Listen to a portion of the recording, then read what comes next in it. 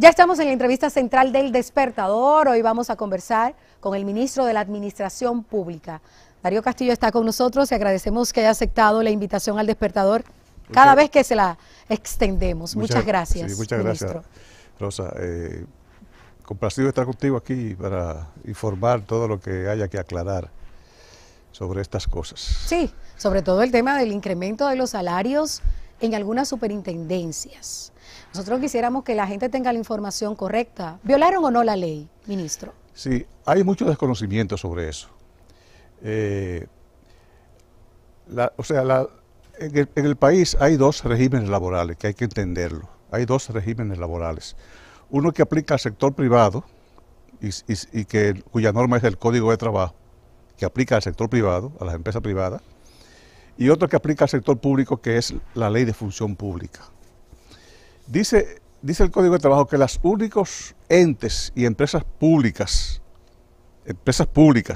que se le aplica el Código de Trabajo, dice el principio 3 del Código de Trabajo, son las que desarrollen actividades que tengan que ver con la industria, el comercio, la financiera y transporte. Si hay un ente público o una empresa pública que desarrolla una de esas actividades, se le aplica el Código de Trabajo, no la Ley de Función Pública. Después, a todas las demás, como a la Superintendencia de Electricidad, se le aplica la Ley de Función Pública. El régimen laboral de ellos es del derecho público, no del derecho privado. Pero hay titulares que no quieren entender eso. Pero aparte de eso, la Ley de Salario, la Ley de Regulación Salarial, la 105.13, aplica a todo el Estado. A todos los entes y poderes del Estado aplica esa ley. Y esa ley dice que deben existir escalas salariales para el gobierno central, para los organismos autónomos, para los poderes, para los entes extrapoder o constitucionales. Tiene que existir escalas de salario, que no se han hecho porque la ley no se ha reglamentado. O sea, desde el 13 debió reglamentarse en el principio del 14 y no se había hecho. Ahora vamos a hacerlo, vamos a reglamentarlo vamos a preparar el reglamento, a mandarlo a la Consultoría Jurídica del Poder Ejecutivo, al presidente, para que se emita el reglamento y poder entonces nosotros actuar controlar esos aumentos de sueldos, esos incentivos indebidos porque el problema es que hubo mucha distorsión en el pasado. Sí. Y muchos titulares llegaron y se montaron encima de las distorsiones y siguieron. Algunos superintendentes han dicho que se están aferrando a sus propias reglamentaciones, a pesar de que la ley de salario dice que aunque tengan sus reglamentaciones, no pueden estar por encima de esa ley salarial. Y han hablado de la indexación por inflación. Sí, el tema es que aquí hubo una modificación importante en la normativa de la administración pública, que fue a partir de la reforma constitucional del 10 y a partir de la ley orgánica de la administración pública del 12, la 247-12, se establecieron los principios, normas y reglas para la organización y el funcionamiento de la administración pública. Es la constitución del 10 y la ley orgánica y la ley de salario derogan otras leyes, modifican otras leyes del pasado. ¿Y qué manda la Constitución? A que esas leyes, como esa ley del 2001, hay que adecuarla al nuevo ordenamiento establecido por la Constitución, por la ley orgánica, por la ley de salario. Entonces tienen disposiciones que están derogadas, pero beneficia, entonces siguen montados en eso. En el caso del pasado superintendente de electricidad, ya tenemos un nuevo superintendente de electricidad, el señor Astacio, fue nombrado por el Poder Ejecutivo durante el fin de semana. ¿Qué ha ocurrido? Porque hubo 2 aumentos, aunque en el último fue que echó para atrás. ¿Ustedes en el MAP no detectaron el primero? No, porque es que ellos no sé, ellos decían, yo espero que el nuevo superintendente se acoja al ordenamiento jurídico, decían que no le aplicaba la ley de función pública. Y nos consultaron, a principios de años le dijimos que sí, que le aplica la ley de función pública, y volvieron consultando, les repetimos que sí, que se dirigiera entonces a la consultoría jurídica. La consultoría jurídica le dice que sí, que le aplica, aunque en una eventual modificación de su ley podía ponerse otra cosa, pero le aplica. Por eso nosotros coordinamos al principio de gobierno con el ministro de Trabajo, que es el que administra el otro régimen laboral privado, para emitimos una circular conjunta, Ministerio de Trabajo y Ministerio de Administración Pública, diciéndole a la comunidad, a los ciudadanos, a los titulares, a cuáles entes y empresas públicas aplica el Código de Trabajo. Y decirle que y a cuáles aplica la Ley de Función Pública. Y a las que aplique la Ley de Función Pública, que estaban aplicando erróneamente el Código de Trabajo, le dijimos, bueno, como ya esos colaboradores han adquirido derechos, entonces vamos a hacer un corte. Y dijimos, a partir del 1 de julio del 2021, de ahí para atrás, todos los colaboradores de esos entes y empresas públicas que le aplica la Ley de Función Pública, no el Código de Trabajo, le vamos a reconocer sus derechos. Pero a partir del 1 de julio, los que entren nuevos, tienen que acogerse a la Ley de Función Pública. Eso lo hicimos para que no hubiese esa confusión. Sí, pero por ejemplo, volvemos al caso de la Superintendencia de Electricidad, donde se daban bonificación por desempeño sin evaluación alguna de hasta 800,000 pesos 2 veces al año. ¿Eso es legal? Eso no es legal. Eso viola la Ley de Función Pública y la Ley de Salario. Claro, ellos son un órgano regulador, y se entiende que los órganos reguladores deben tener unas normativas especiales. ¿Qué es lo que tienen que hacer? Como se lo dijimos, elaborar un reglamento, acogerse a la Ley de Función Pública, pero por su condición de órgano regulador establecer unos beneficios especiales. Pero tiene que estar transparentado, tiene que estar escrito, tiene que estar en blanco y negro, tiene que ser un reglamento aprobado por el Poder Ejecutivo. Y se lo dijimos. Pero, ustedes se lo dijeron a él. Claro, por escrito, que estábamos en la mejor disposición de acompañarlos en la elaboración de ese reglamento, donde se ponga todo, se escriba todo. Y no hay problema con eso. Y quedó a discreción del superintendente la entrega de esos bonos. Exactamente. Dice que por tener 14 años, por tener buen desempeño, oiga, hasta 2 veces al año llegaron hasta los 800,000 pesos por entrega. Óigame, el señor ex superintendente de electricidad participó en el programa hoy mismo, antes que nosotros. Super 7. Sí. Bueno, y dijo, y ahí me enteré de otra violación a la ley, ahí me enteré de que ellos le sumaron los gastos, hasta el 15% de gastos de representación que reconoce la ley de salario, se lo sumaron al sueldo, indebidamente, porque eso no es sueldo, eso es compensación por gastos en el desempeño de sus funciones. Dice la propia ley que eso no es sobresueldo, pero se lo sumaron, dice él, que se lo sumaron al sueldo y sobre eso se aumentaron. Entonces eso es otra violación a la ley.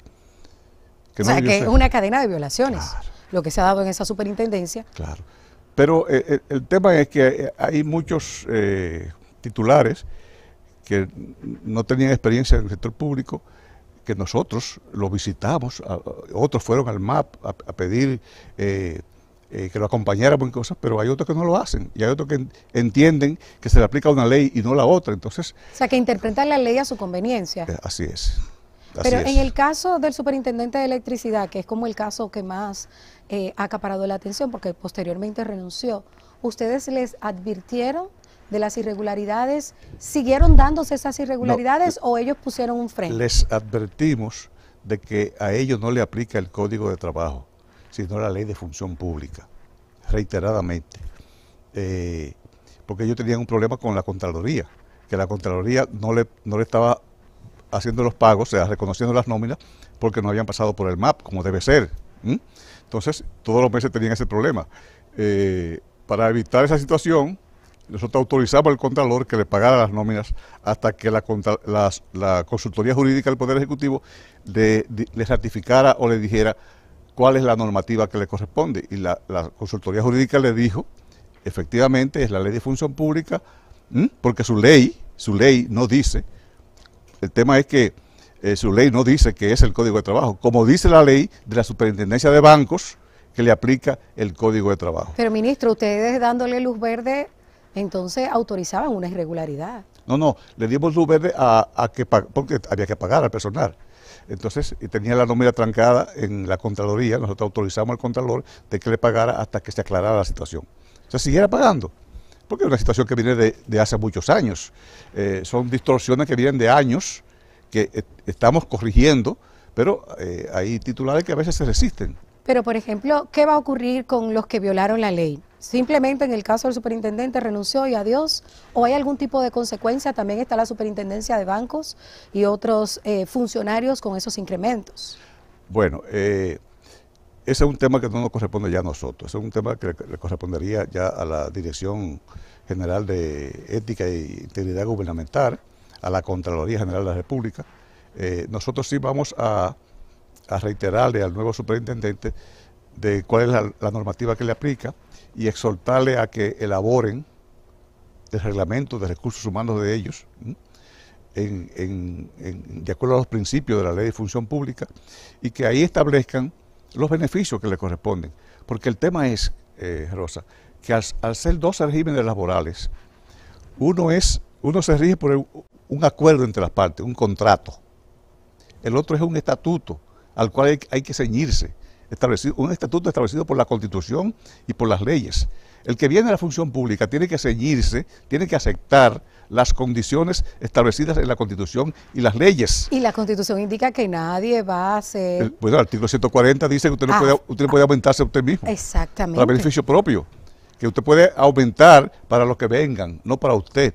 Entonces, la relación laboral en el sector público es un estatuto establecido, es un conjunto de normas establecido por la Constitución y las leyes y los reglamentos y las resoluciones.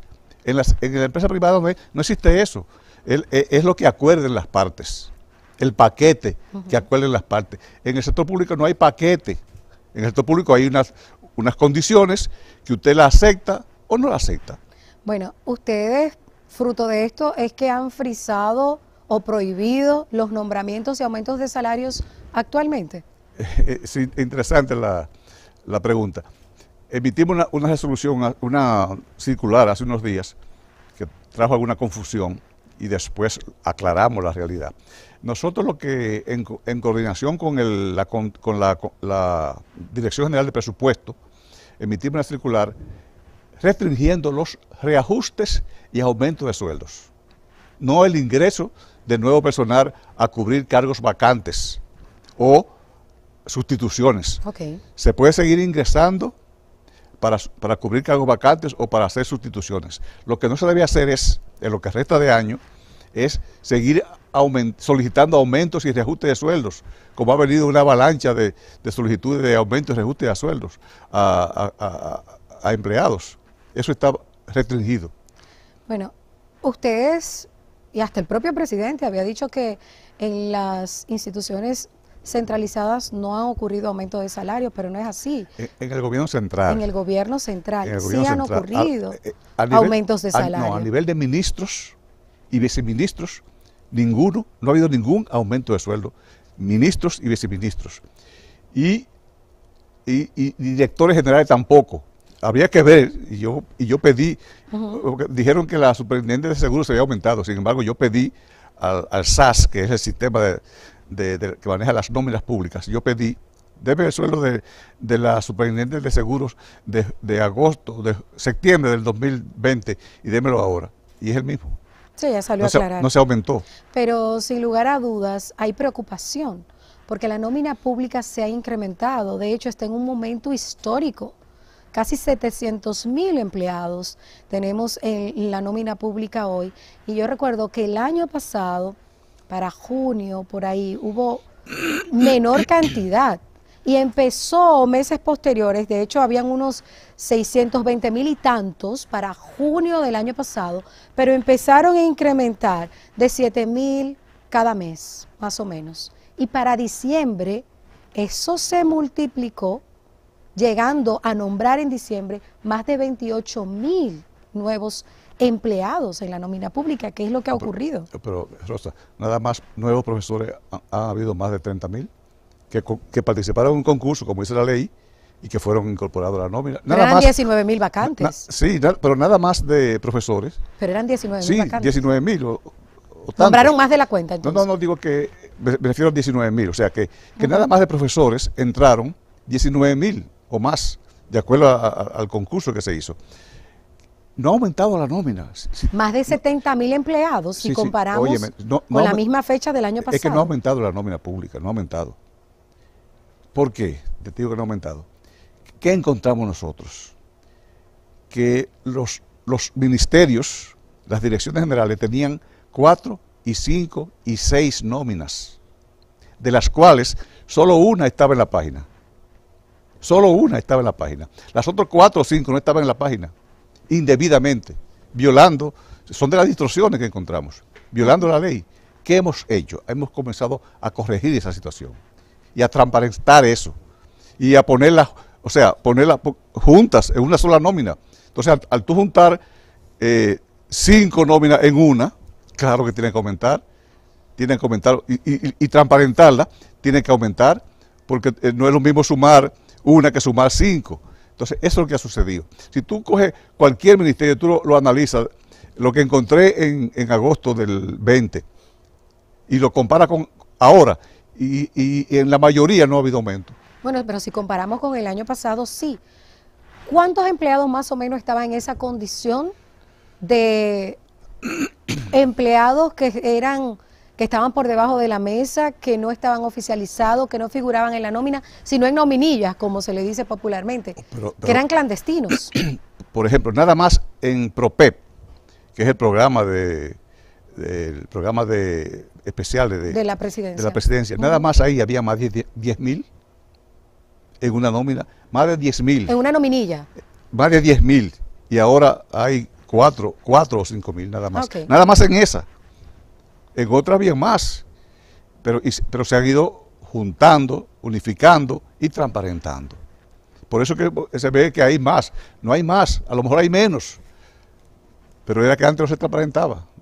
No se colgaban a las páginas, como dicen las normas de ética. Pero no hay un estimado general. No tengo el número, porque el tema es el siguiente. El tema, a pesar de que la ley de salarios obliga a que todas las nóminas del Estado se unifiquen, o sea, tengamos la información de todas. No todas las nóminas pasan por el MAP, ni por la Contraloría, ni por la Seguridad Social. O sea, a partir de cuando se dé este reglamento de aplicación de la ley de salario y de las escalas salariales, a partir de ahí vamos a comenzar a organizar eso. Es un tema pendiente, pero oye, fueron muchas distorsiones que encontramos, que hemos estado corrigiendo, y es un proceso. Entonces usted dice que no es que ha incrementado la nómina ni la que se ha unificado la nómina. Bien. Se ha unificado la nómina. El tema de los salarios, volvemos a él. Se supone que la ley de salario indica que nadie puede ganar más que su superior. Y el superior de todos los que están en el tren es el presidente de la República. El presidente de la República, según la propia ley, gana 450.000 pesos. Pero aquí vemos instituciones, por mencionarle una, el Banco Central, donde el gobernador gana 1.600.000, o sea, casi 4 veces que lo que gana el presidente de la República. Y hay otros 29 empleados que ganan hasta 3 veces más que el presidente de la República. Y así hay muchísimas instituciones, las superintendencias, por cierto. Sí, la ley dice que en cada poder legislativo, poder ejecutivo, poder judicial, en cada poder nadie debe ganar más que el titular del poder. O sea, que en el poder ejecutivo nadie debe ganar más que el presidente. Y como tú dices, hay otras instituciones que ganan más que el presidente.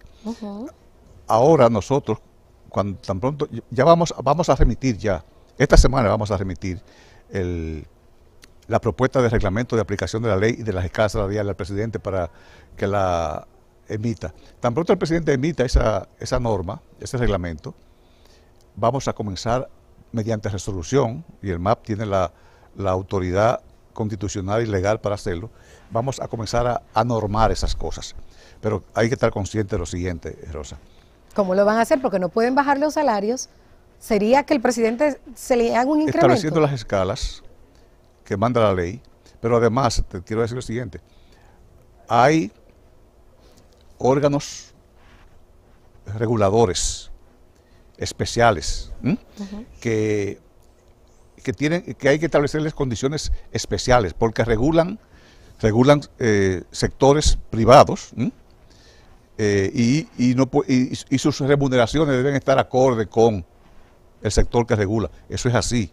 ¿Cuáles entran dentro de ese? Superintendencia de bancos, la misma superintendencia de electricidad, superintendencia de seguros, de valores, que regulan servicios y actividades privadas que sus condiciones laborales deben, si no iguales, deben tener relación con las condiciones de esos sectores. Eso es así. Pero eso lo vamos a establecer en reglamentaciones especiales. ¿Me entiendes? Pero, ¿qué escala salarial ustedes proponen? Porque, ¿cuál sería la salida? Incrementarle el salario al presidente, porque no le van a bajar de 1.600.000, por ejemplo, al gobernador del Banco Central, la vicegobernadora 1.200.000 y pico, no le van a bajar por debajo de 450.000, que es lo que gana el presidente. Sí. ¿La solución es subirle el salario al presidente? Mira, tú sabes que fue un error, un error del legislador ponerle topes al salario del presidente. Fue un error. Habría que modificar la ley. Fue un error.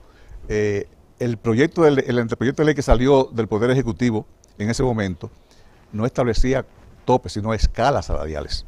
Y fue un error ponerle un tope porque los salarios aumentan constantemente por el asunto de inflación y ese tipo de cosas. Ya nosotros tenemos casi listo un anteproyecto de ley de modificación de la ley de salario, eliminando los topes. ¿Y qué vamos a utilizar? Como se usa en toda parte del mundo. Sueldos mínimos. Sueldos mínimos. Tantos, o sea, un ministro debe ganar tantos sueldos mínimos. Y nunca quedará desactualizada, ni nunca se cubrirá el techo, porque, bueno, se ajusta el sueldo mínimo, se aumenta el sueldo mínimo, se aumenta automáticamente a todos los demás. Pero ahora están frisados los aumentos.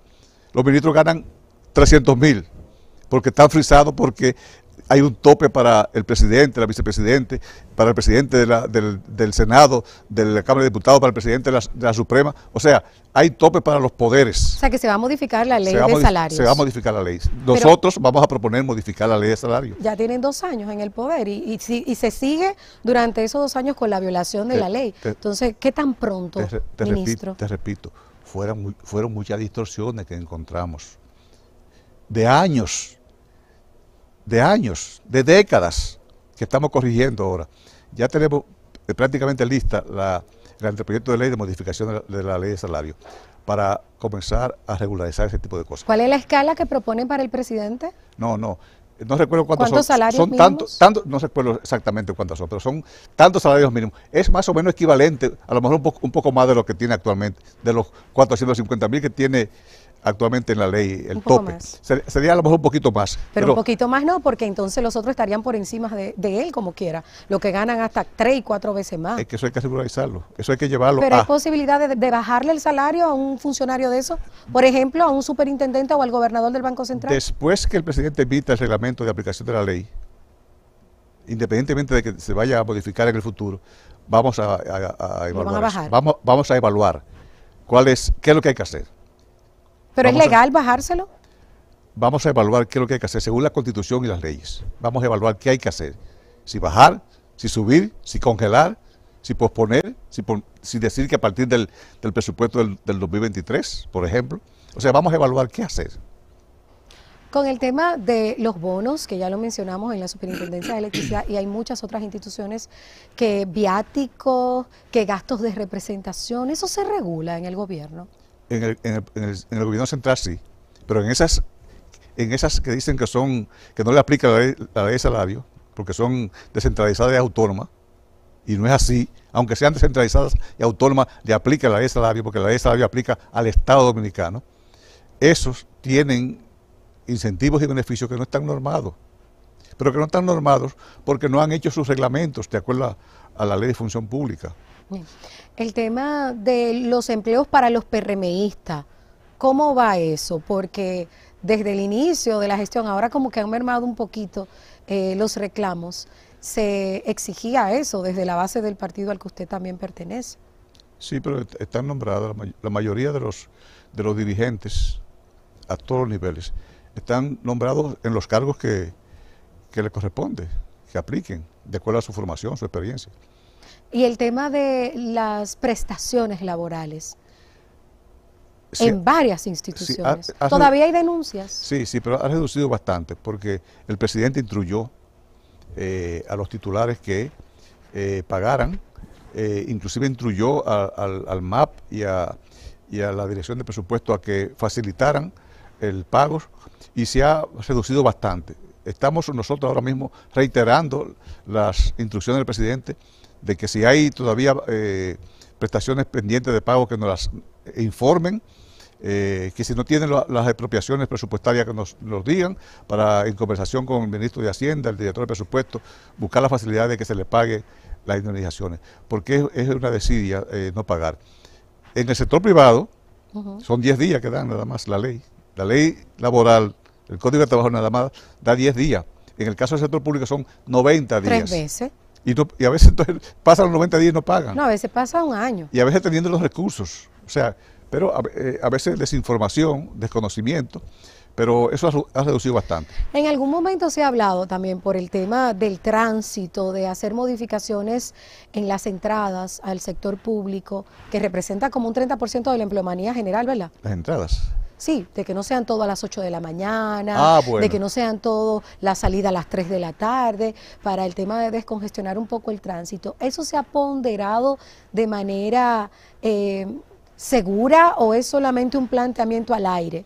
Bueno, se han tomado medidas coyunturales. Por ejemplo, yo recuerdo que hace unos meses, cuando la obra pública estaba reparando el puente Juan Bosch, como hay muchos servidores públicos que laboran en la parte este de la ciudad, dispusimos sugerimos a los titulares que dispusieran horarios escalonados para eso. Pero eso duró. Fue momentánea. Fue momentáneo, pero pudiéramos evaluar la posibilidad en la reforma de la Ley de Función Pública, que ya también está sometida a la consultoría jurídica, pudiéramos evaluar eso, la posibilidad de escalonar los horarios. De hecho, hay varias tandas de trabajo. Históricamente, eso no es nuevo. Dependiendo del sector. Hay varias tandas de trabajo. Hay personal que entra de 8 a 4, a veces otros entran de 2 a 6 o a 8 y así. Mire, ¿y cuál es la cantidad de horas que tiene que trabajar un empleado público? Porque hay gente que ni pasa por la institución. ¿Cómo se regula eso? ¿De qué hora a qué hora? ¿Cuántas horas? Y también si van a continuar con el pago en cheque en algunas instituciones. Dice la ley que los servidores públicos deben trabajar 8 horas diarias, 40 horas a la semana, y un máximo de eso. Eso se regula. No creo que haya todavía gente que cobrando sin trabajar, porque eso de pago con cheque fue una medida para contribuir a sanear un poco, sanear las nóminas. Pero hay instituciones que nuevamente lo están haciendo. Bueno, sí, porque no se hizo en todas. En ese primer movimiento que hubo, no se hizo en todas. Por ejemplo, en educación se hizo nada más parte de la parte administrativa.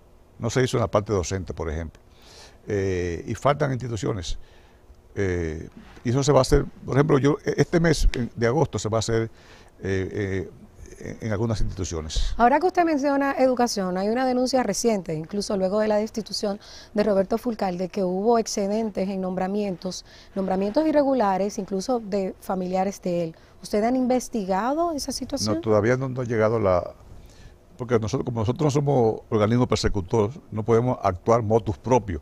Tenemos que esperar que nos soliciten cosas, que nos soliciten la no objeción de esas designaciones.